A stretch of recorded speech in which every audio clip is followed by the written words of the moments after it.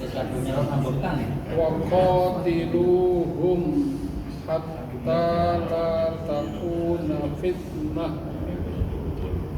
6 ya Ci. Masih berbicara tentang perang di Masjidil Haram. Karena kejadiannya kan dalam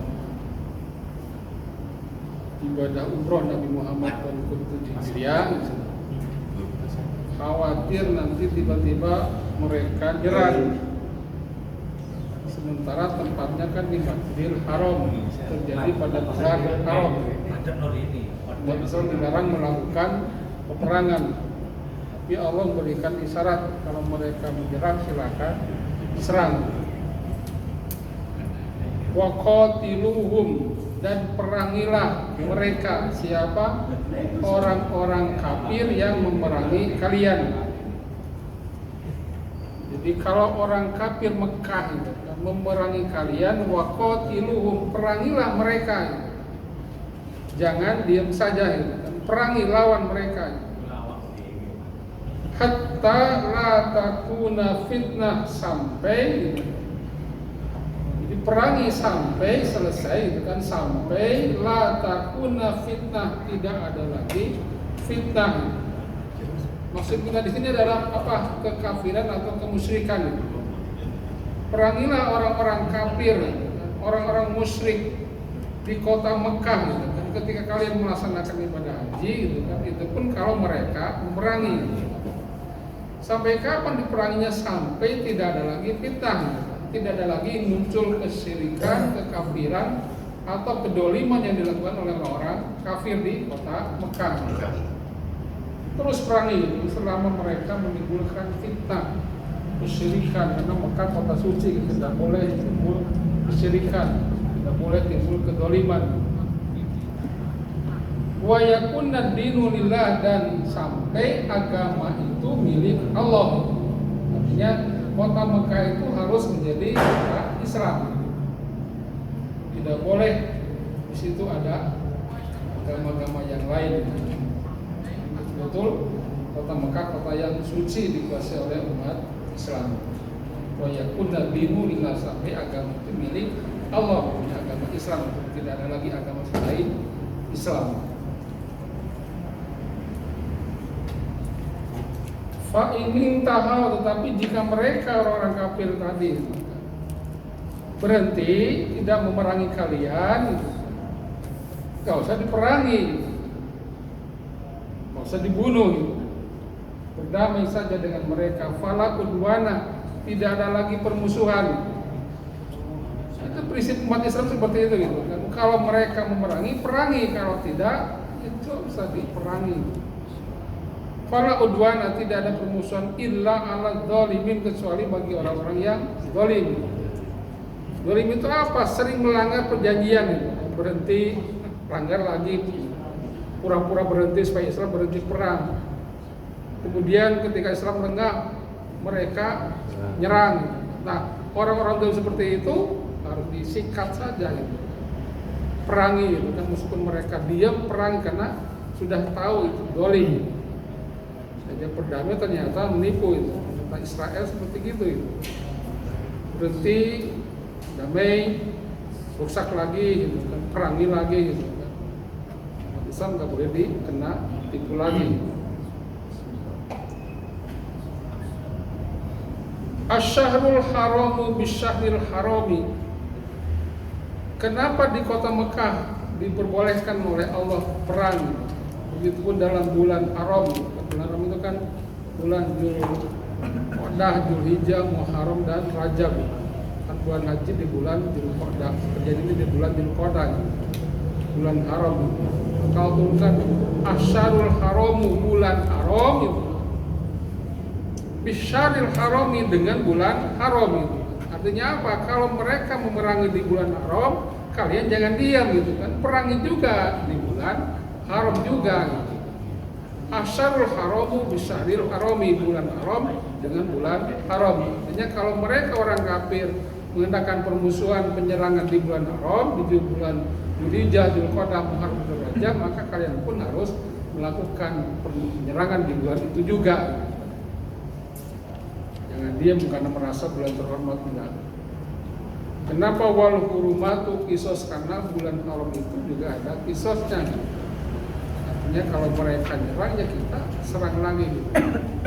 Sebagaimana ayat alutnya, pamani tada alaikum, maka barang siapa yang melakukan penyerangan, agresi kepada kalian wahai kaum beriman, kaum Islam itu di bulan haram itu kan, fa'tadu, maka kalian jangan diam saja, fa'tadu, lakukan juga kalian penyerangan alaihi bimisli ma'tada alaikum, kepadanya sebagaimana mereka dia melakukan penyerangan kepada kalian itu. Jadi kalau orang kafir nyerang, kalian pun harus melakukan penyerangan gitu. Tapi harus seimbang gitu. Harus seimbang, faman bimisli ma'tada alaikum gitu.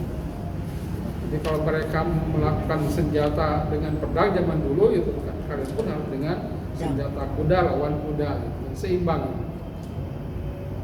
Kalau mereka membunuh gitu kan, kalian pun bunuh, jangan sesuai dengan, tidak boleh berlebihan gitu. Kalau mereka memotong tangan, mereka pun harus dipotong tangan sesuai dengan mereka melakukan. Misalkan ada musuh gitu kan memotong tangan sahabat Rasul gitu, potong tangan saja. Kalau dia melawan, bunuh. Kalau seimbang penyerangan itu harus seimbang gitu kan.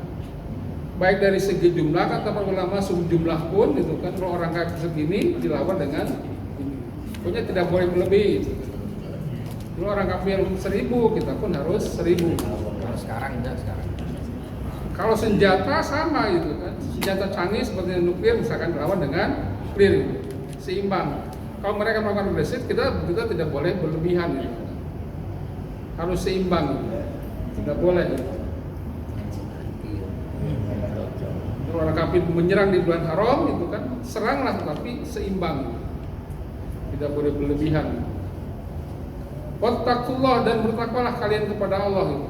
Jadi dalam melakukan penyerangan pun itu kan, sebagaimana orang kafir menyerang, kita pun harus seimbang menyerangnya gitu.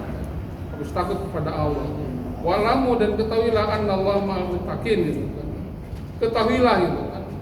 Sesungguhnya Allah bersama orang-orang yang bertakwa. Artinya kalau kalian melaksanakan perintah Allah, menyelarang Allah dengan berjihad di jalan Allah gitu kan, tidak usah takut kalah, Allah bersama orang-orang yang bertakwa.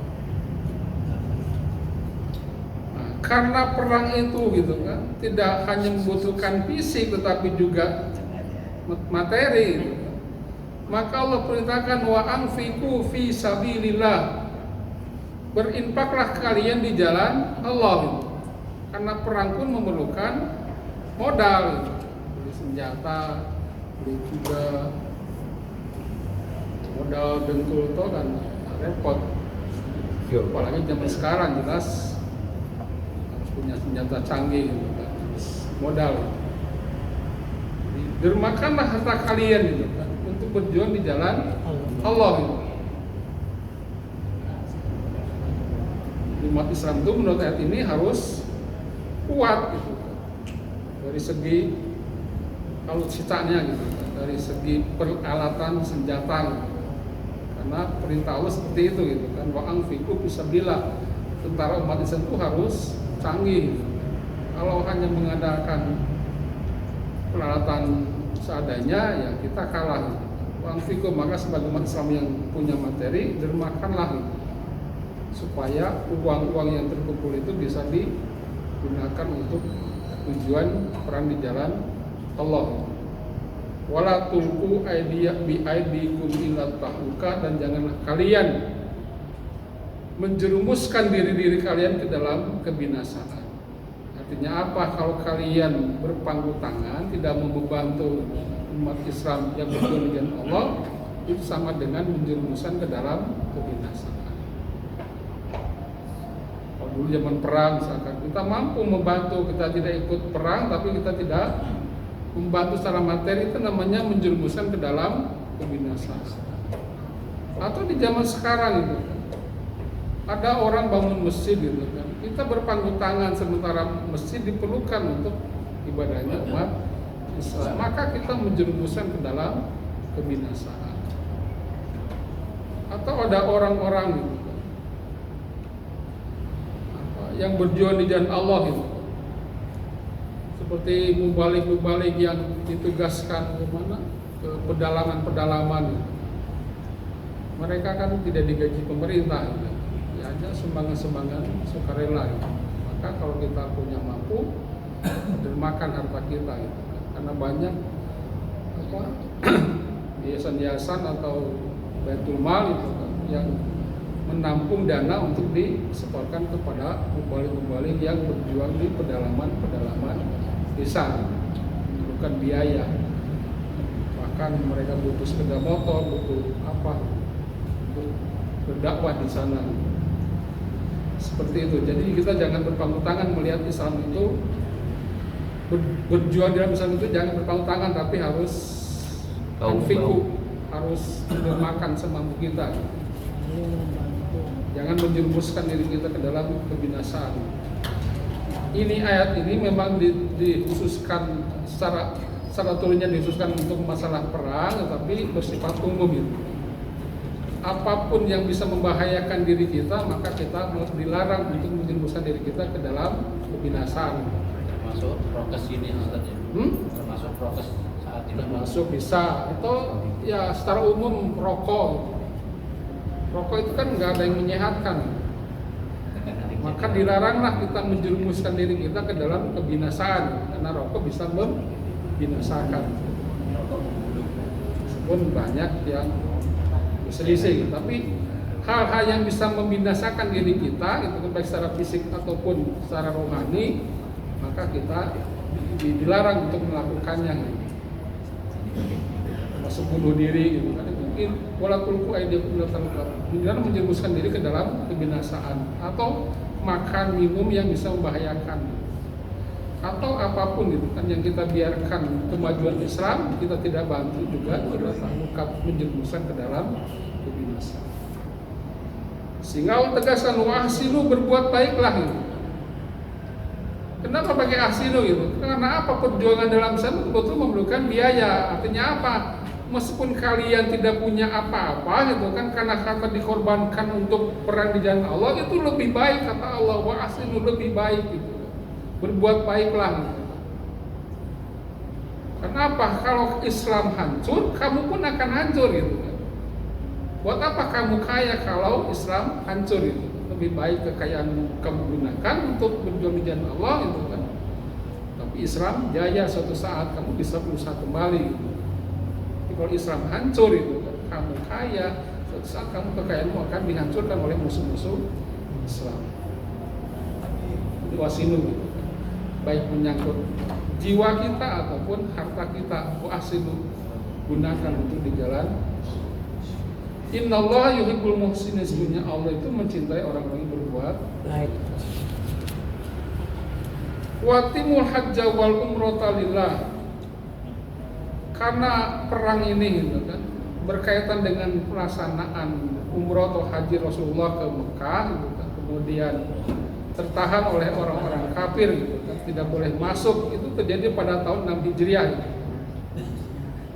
Kemudian Rasulullah bisa melaksanakan pada tahun ke-7 Hijriah yang disebut umroh qadha, umroh pengganti di tahun ke-6 Hijriah. Tapi pelaksanaan haji umroh itu harus sempurna. Kenapa banyak rukun-rukun haji umroh sudah disalahgunakan oleh orang-orang musyrik Mekah itu. Yang tadinya dari umroh sempurna, kemudian disalahgunakan seperti tawaf bertelanjang, kemudian ihramnya dari belakang rumah. Maka kata Allah, wa atimul hajja wal umrata lillah, sempurnakanlah ibadah haji dan umroh lillah, karena Allah itu. Meskipun semua ibadah juga lillah itu kan, sholat, puasa gitu kan. Tapi karena haji itu nampak di depan mata itu, beda dengan sholat itu. Orang sholat kan nggak terlalu nampak gitu kan, apalagi puasa gitu kan, sembunyi, sedekah begitu pun. Kalau haji gitu kan, kampung kan rukabeh gitu, sampai diiringi beberapa bis untuk mengantarkan ke pondok haji. Asrama haji. Seperti itu gitu. Haji itu istimewanya. Makanya kata Allah, watimul hajja wal umroh lillah gitu. Ya gak apa-apa diiringi, tapi jangan sampai lilahnya hilang gitu. Karena bikin gelar hajinya gitu kan, kalian lupa lilahnya gitu. Bikin diceluk haji gak diceluk ngamuk. Itu tidak lillah gitu. Fa'in uhsirtum, tetapi jika kalian uhsirtum tertahan, terhalang, sebagaimana Nabi gitu kan niatnya hendak umroh gitu, kemudian ditahan di Hudaybiyah gitu kan. Kalau orang kafir, oh usah ke Mekah gitu, usah umroh gitu. Padahal niat dari Madinah sudah mau umroh gitu, sudah bawa kambing. Ya apa gitu kan, tertahan gitu kan, beribadah haji gak bisa gitu. Supaya niatnya tidak sia-sia, niat haji atau umrah tidak sia-sia gitu. Maka kalau famastaisara minal haji, sudahlah selesaikanlah gitu kan, tahalul. Tapi sebelum tahalul cari sesembelihan yang mudah. Famastaisara minal, maka carilah yang mudah dari sembelihan, dari haji gitu. Dan Rasulullah pada itu bawa kambing, bawa unta gitu. Unta itu kan 7 orang, untuk 7 orang. Sembelih aja gitu, berikan ke masyarakat sekitar di situ gitu. Kemudian sambil disembelih di tahalul, sudah selesai gitu. Meskipun tidak melaksanakan sa'i, tidak melaksanakan tawaf, itu sudah termasuk kategori ibadah umrah atau haji gitu. Karena apa? Karena tidak bisa masuk Mekah karena dihalangi oleh orang kafir gitu. Cukup sudah termasuk pelaksanaan ibadah haji gitu kan. Jadi tidak sia-sia niatnya, niat ikhramnya itu. Karena apa? Sudah melakukan tahalul dengan cara menebus dengan hewan kurban. Wala tahliku ru'usakum, janganlah kalian mencukur rambut-rambut kalian hatta yablugum hajju mahillah, sampai binatang kurban tadi sampai di tempatnya. Ketika ditahan, jangan dulu tahalul itu kan, sampai betul-betul hewan kurban itu disembelih di tempat terhalang tadi, di mana bisa ditentukan, oh di sini tempat cocok untuk menyembelihnya gitu. Dan dekat dengan masyarakat kita bagikan. Kalau sudah disembelih kita tahalul, sudah selesai gitu. Meskipun tidak melaksanakan rukun dan syaratnya gitu. Karena sudah sah seperti itu. Kenapa terhalang? Sekarang apa bisa mungkin terhalang gitu? Misalnya juga sulit, kenapa sudah aman gitu. Takut terhalang barangkali bisa dengan cuaca, barangkali kalau musuh kan sudah mungkin tidak ada. Bisa jadi kalau cuaca gitu. Pandemi. Pandemi kan dari sini juga nggak bisa. Misalkan kita sudah datang ke Madinah, ketika di Madinah mau ihram gitu kan, mau sampai ke naik ke Mekah, ternyata di kota Mekah ada angin ribut atau apa gitu kan. Tapi kan kalau agak mungkin terus-terusan gitu, paling ada hentinya, kecuali angin ribut sampai 10 hari gitu. Dan sementara kita kan 10 hari harus sudah pulang ke Madinah. Bisa jadi pada saat itu kita harus menyembelih, kemudian tahalul, sudah selesai gitu. Kalau terjadi kan, memang tidak, dan jarang, memang tidak mungkin terjadi gitu. Kalau musuh jelas kan nunggu, kan orang kafir nunggu di Mekah. Faman kana minkum maridun aw bi adzam min ra'sihi. Nah, dalam pelaksanaan ibadah haji ataupun umroh kan terakhir itu tahalul itu. Tahalul itu. Baru selesai kan dicopot bagian ihramnya kalau sudah tahalul itu. Lalu bagaimana gitu kan? Ketika kita ihram gitu kan, sementara rambut kita gatal gitu kan, atau ada ketombe gitu kan. Rambut garu-garu, atau kita tawaf garu, ketika sa'i garu, kan nggak konsentrasi gitu. Salah satu yang bisa mengobatinya itu harus dicukur gitu. Sementara tahalul belum waktunya, gimana gitu. Maka Allah faman kana minkum maridun, barang siapa di antara kalian sakit kepala gitu, yang obatnya itu harus dicukur rambutnya supaya tidak pusing gitu. Bi azan, atau dalam rambutnya itu ada penyakit kutu gitu, ketombe atau apalah, Tumoran. sering garu-garu, mirosin di kepalanya gitu. sehingga menyebabkan dia harus cukur, gimana? Apakah boleh gitu kan? Sementara waktu tahlul belum selesai karena harus melaksanakan tawaf, harus melaksanakan sa'i. Gak apa-apa ketika ihram cukur itu, cukur saja gak apa-apa. Tidak kena dosa. Nggak habis nggak apa-apa Ustaz. Gundul nggak apa-apa. Oh, cukur pasti digundul gitu. Gundul, sudah selesai kan kutunya gak ada, juga pusing pun tidak ada gitu. Tapi dengan syarat gitu. Pak fidyatun, harus membayar fidyah. Berupa apa? Min syamin, puasa 3 hari. Oh, sodakotin awal itu memberikan sodako, memberikan makan kepada 6 orang miskin. Setengah sok, 1 sok itu 2,5, 3 kilo ya, berarti 1,5 kilo beras untuk kurma. Oh, nusuk atau menyembelih domba. Jadi supaya ibadahnya sah gitu. Kalau tidak, kita sudah melanggar karena tahlul itu mencukur rambut itu dilakukan setelah selesai sa'i. Kalau dari kecil.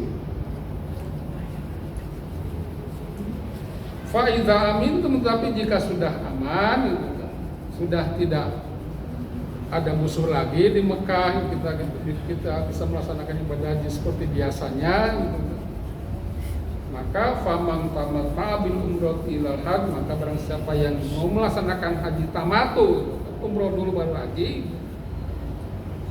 Kan ibadah haji itu kan ada 3, ada haji umroh, ada tamatu, ada haji ifrad.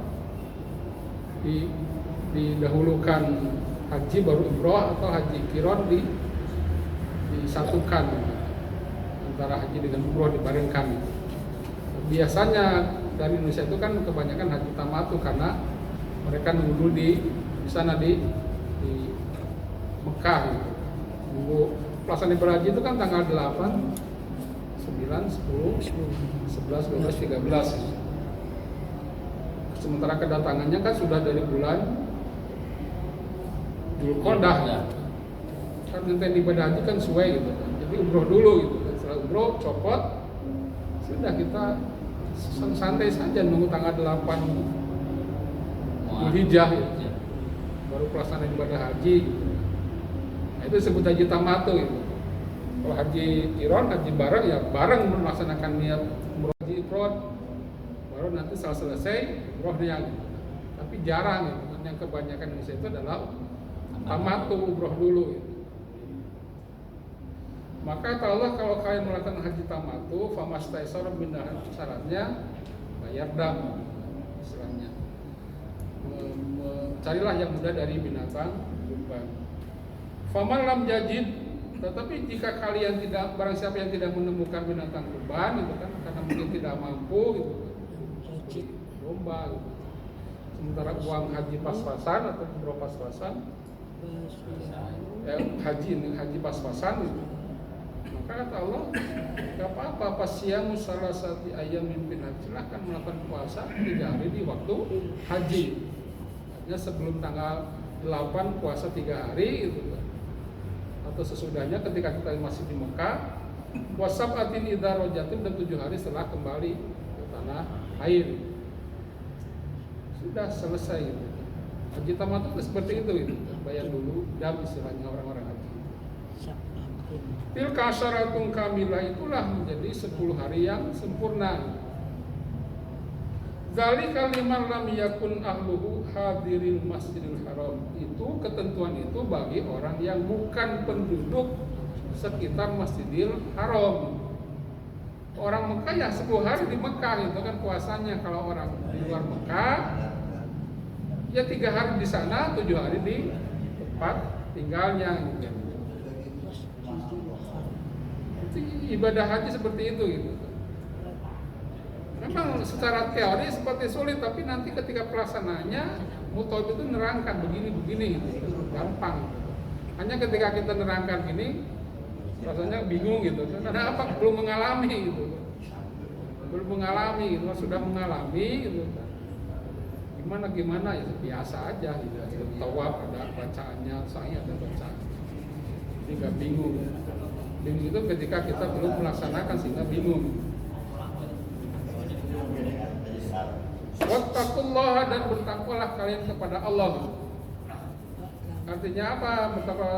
Kalau ibadah itu betul-betul diperhatikan rukun-rukunnya, bacaan-bacaannya itu. Karena ini adalah ibadah, menyangkut ibadah gitu. Ibadah tidak boleh dilaksanakan secara sia-sia. Apalagi kita komposnya kan besar gitu. Jangan sampai kita hanya mengejar gelar sehingga tidak melaksanakan rukun dan syaratnya gitu kan. Kan banyak di sana cuma diam di hotel gitu. Karena kamu capek-capek kan, ibadah haji memang paling capek gitu. Ibadah itu kan ada ibadah maliyah, ibadah harta seperti zakat, ibadah badaniyah seperti sholat, badan to gitu kan, gerak fisik. Tapi kalau haji maliyahnya ada, badaniyahnya juga ada, dan itu lebih berat daripada ibadah yang lain. Badannya jelas, apalagi tawaf itu. Kelihatannya kecil, tapi karena orang berdempet-dempetan, seperti 7 kali itu lama, luar biasa. Gitu. Belum sa'i itu kan, sa'i itu kan setengah kilo kurang lebih gitu kan, kali 7 kan 3,5 meter, 3 kilometer gitu. Oh, cerdas kalau yang mau Tahu. Jadi hati-hati. Wa'lamu annallaha syadidul iqab, dan ketahuilah gitu, sesungguhnya Allah amat keras siksaannya gitu. Jadi kalau kita menyepelekan ibadah haji gitu, sampai kita terkena azab dari Allah. Allah sangat keras siksaannya. Assalamualaikum warahmatullahi wabarakatuh. Ya.